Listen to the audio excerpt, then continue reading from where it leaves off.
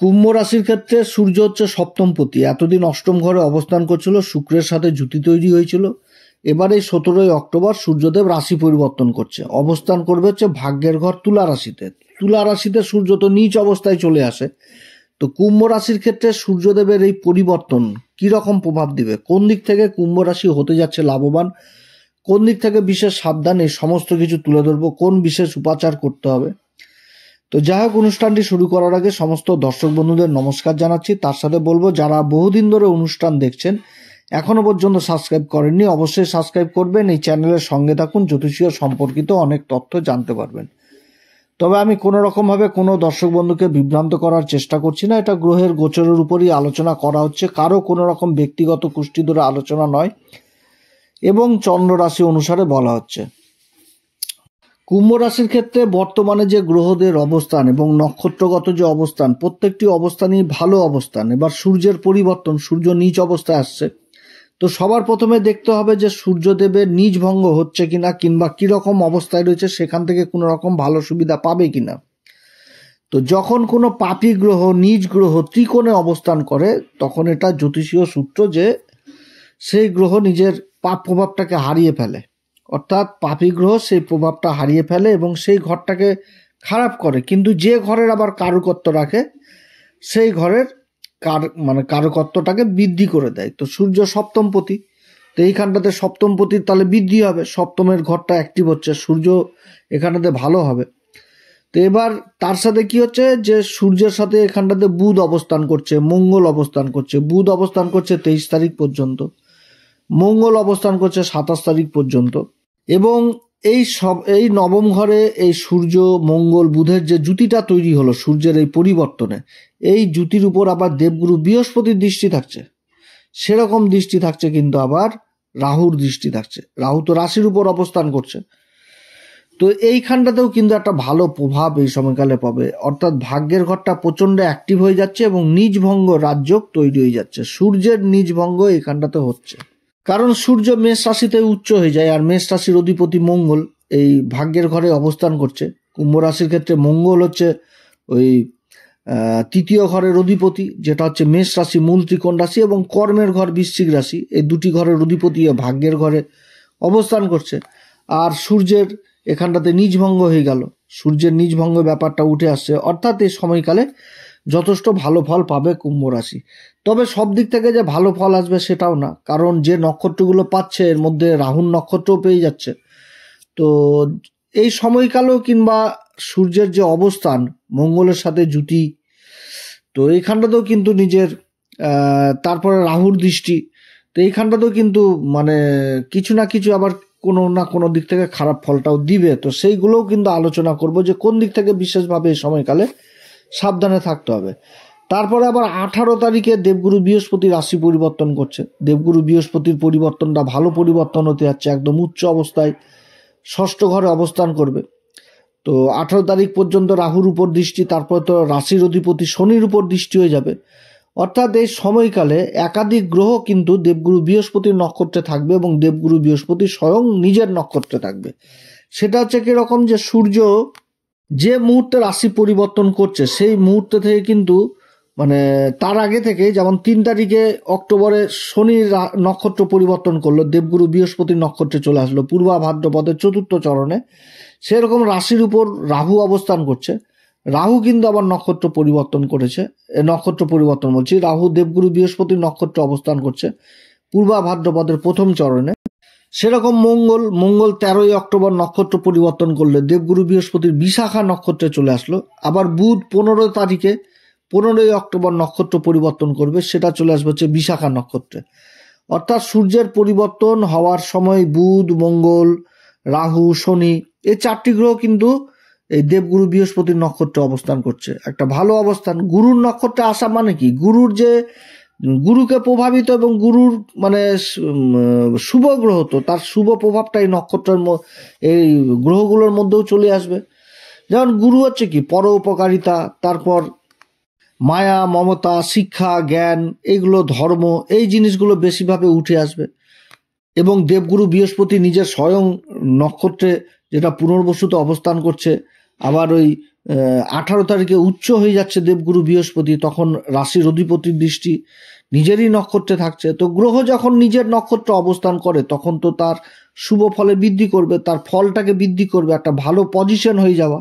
তো দেবগুরু বৃহস্পতি হচ্ছে কি একদম সর্বে সর্বা বলতে গেলে গ্রহদের মধ্যে সব থেকে শুভ গ্রহ দেবগুরু বৃহস্পতি, তারপরে শুক্র। তো খুবই ভালো অবস্থান এই কুম্ভ রাশির ক্ষেত্রে। এবার সবার ক্ষেত্রে যে সমান ফল হবে সেটাও না।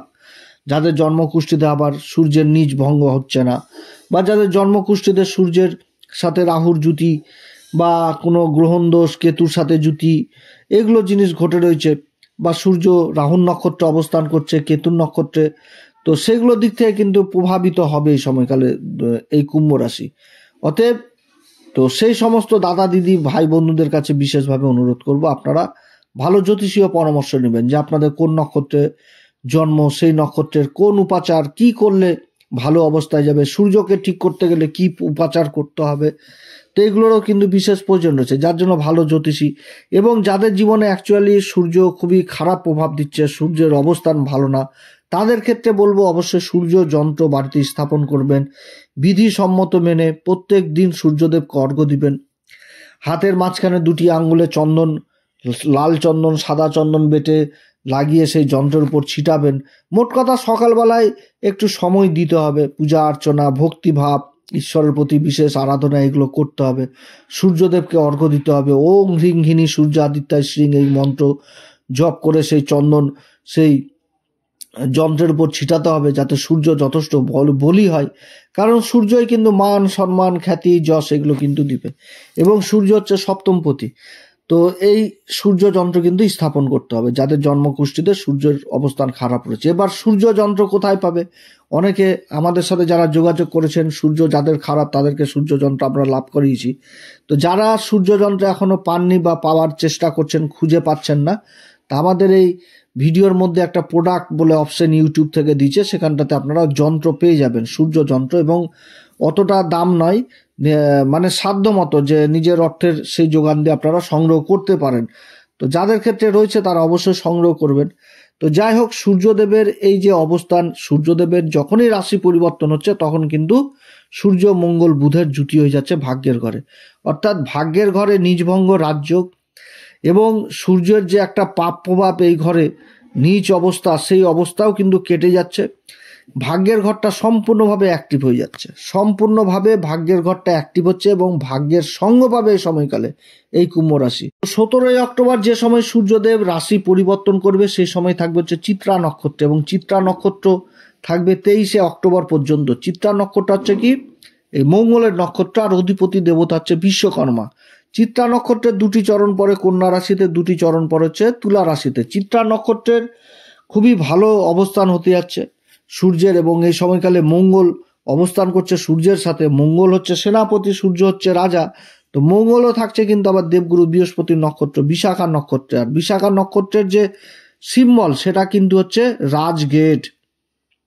রাজগেট অর্থাৎ আগেকার দিনে রাজারা যখন যুদ্ধ টুদ্ধ জয় বা নিজের লক্ষ্যে পৌঁছে যেত, তাদের যে একটা সম্মান দেওয়ার ব্যাপার থাকতো, রাস্তায় বড় বড় রাজগেট, সেই জিনিসটা। এবং বুধও কিন্তু থাকছে সেই সময়কালে একদম এই বিশাখা নক্ষত্রে। তো এটা একটা ভালো অবস্থান।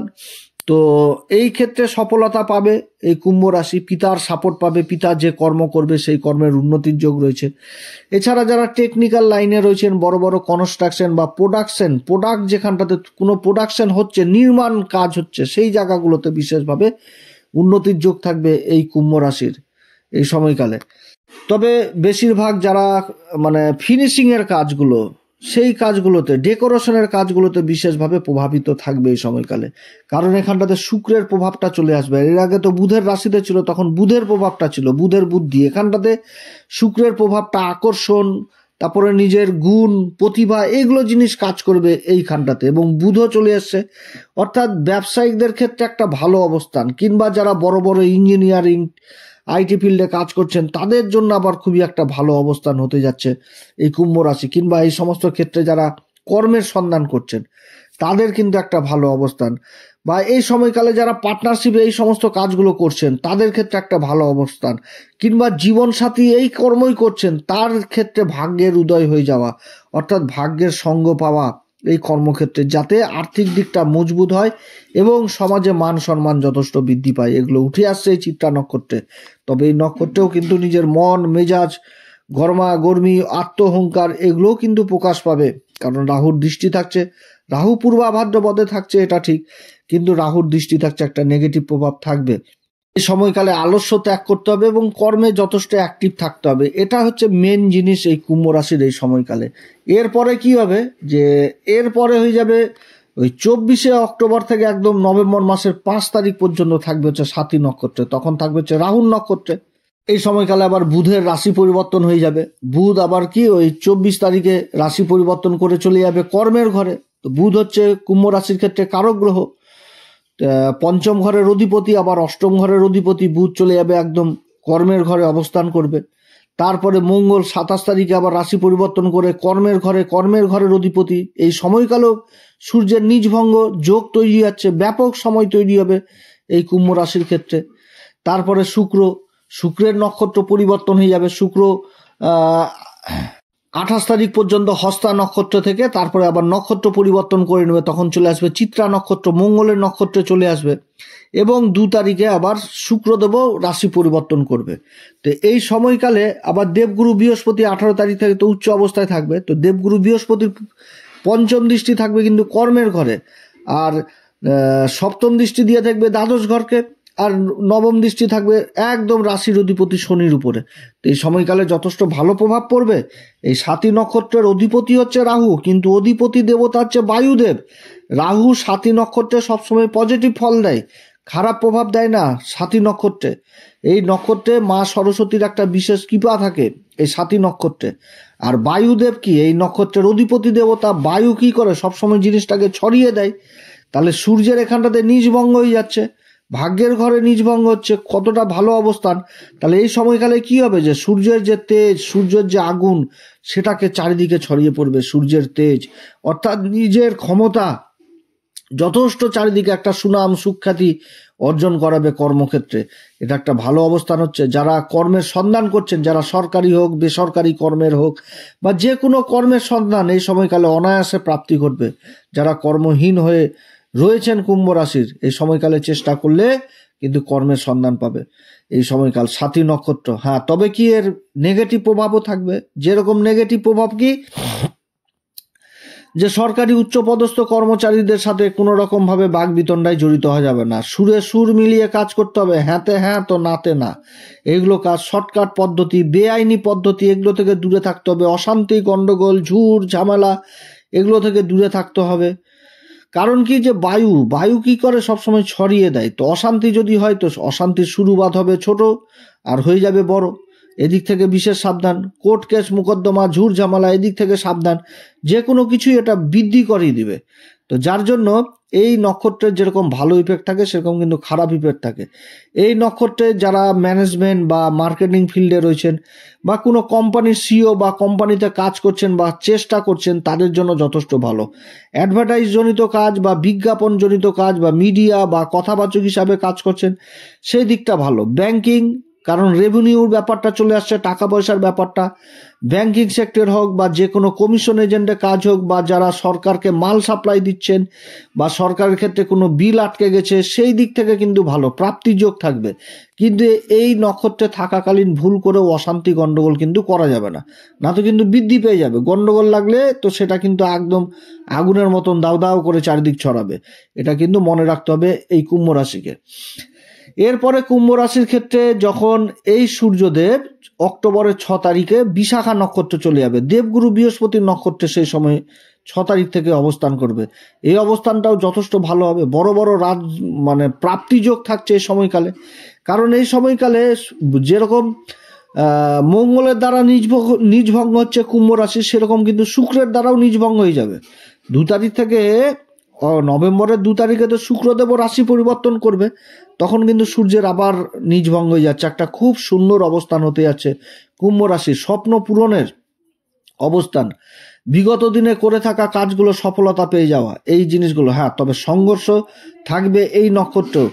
তবে এই নক্ষত্রের শুভ দিকটা হচ্ছে কি, যে রাজযোগ এক কথায় বলতে গেলে। কারণ যে সিম্বলটা দেওয়া হয়েছে বিশাখা নক্ষত্রে সেটা কিন্তু হচ্ছে রাজগেট, অর্থাৎ আগেকার দিনের রাজারা যখন নিজেদের লক্ষ্যে পৌঁছে যেত বা রাজ্য জয় করে দেশে ফিরতো, তাদের যে সম্মান দেওয়ার জন্য রাস্তায় বড় বড় গেট তৈরি হতো, সেটাই কিন্তু এটা এই নক্ষত্রে বুঝাচ্ছে।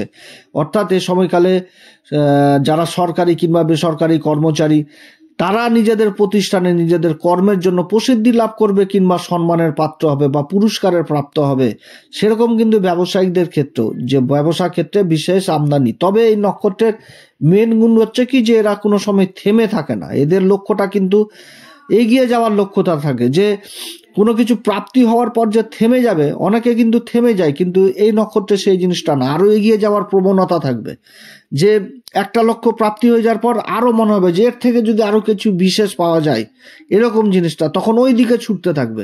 সেরকম ব্যবসায়িকদেরও ক্ষেত্রে, যে কোনো কাজ করছে সেখানটাতে যে টাকাটা লাভ করলো, তখন কিন্তু লোভ লালসা বৃদ্ধি পাবে, যে আরো একটু যদি কিছু বৃদ্ধি পাওয়া যায়, কিছু পাওয়া যায়, তার জন্য কিন্তু আবার আর একটা নতুন প্রজেক্ট তৈরি হওয়া, এই প্রজেক্টের দিকে এগিয়ে যাওয়া, এটাও বোঝায়। এবং এই নক্ষত্রে কিন্তু ডিসিশনও ঠিক মতন করে নিতে হবে, কারণ দনমন হয়ে যায় এই নক্ষত্রে, এবং নিজের কর্মকে নিয়েও কিন্তু দুশ্চিন্তাতে ভোগে।